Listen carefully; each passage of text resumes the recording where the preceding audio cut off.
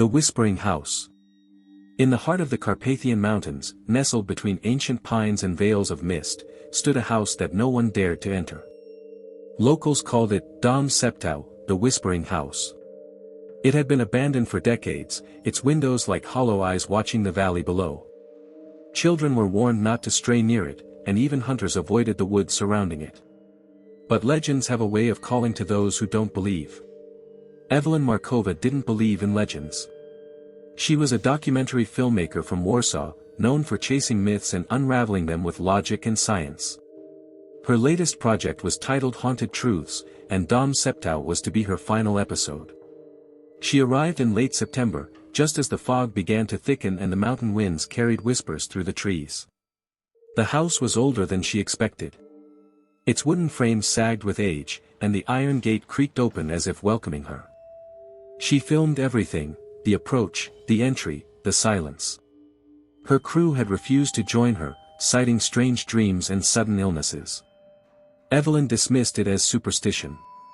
She was alone, but she preferred it that way. Inside, the air was stale, heavy with the scent of mold and something else, something metallic. The walls were covered in faded wallpaper, peeling like old skin. She set up her camera in the main hall, where a grand staircase curled upward like a spine.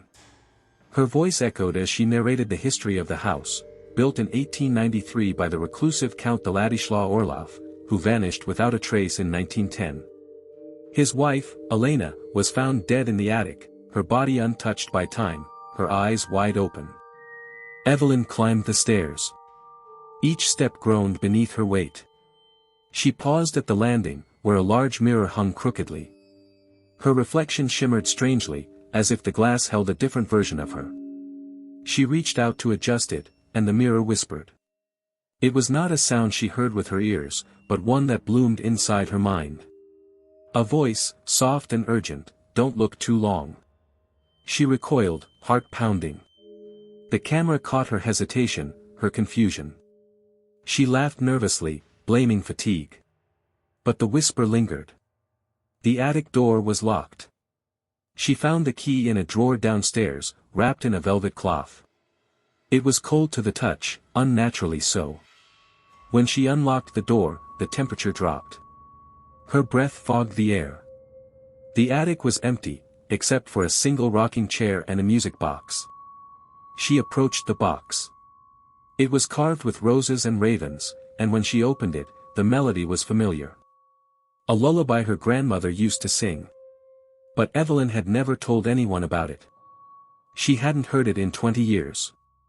The chair began to rock. She turned, camera in hand, capturing the motion. No wind. No explanation. She whispered into the lens, "This is real." And then the lights went out. Darkness swallowed her. She fumbled for her flashlight, but it flickered violently. Shapes moved in the corners of the room, too fast to see, too slow to ignore. The whispers returned, louder now, overlapping voices speaking in languages she didn't know. She ran. Down the stairs, through the hall, out the door, but the forest had changed. The path was gone. The trees were wrong. Her GPS showed no signal. She was trapped. She spent the night in the house, curled in the corner of the living room, camera still recording. At 3:17 a.m., the fireplace lit itself. Flames danced without wood. And in the fire, she saw faces: Elena Orlov, pale and weeping, Count de Ladislaw, eyes black as coal, and herself, older, broken, whispering to the camera, "It's not a house. It's a mouth." She woke to silence.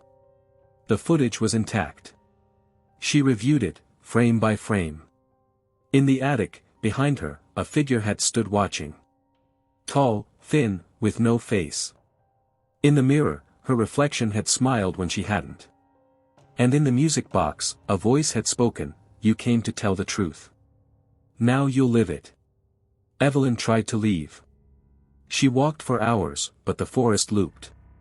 Her phone died. Her camera battery drained. She found herself back at the gate, again and again. Days passed. She stopped filming. She stopped eating. She started whispering. When the crew returned 2 weeks later, they found the house empty. Evelyn's car was parked outside, untouched. Her camera was inside, still recording. The last footage showed her sitting in the attic, rocking slowly, eyes wide open. She never blinked. The documentary aired posthumously. It went viral. Millions watched. Some claimed to hear whispers through their speakers. Others saw reflections that didn't match. A few disappeared. And somewhere in the Carpathians, Dom Septa waits. It doesn't want believers. It wants storytellers.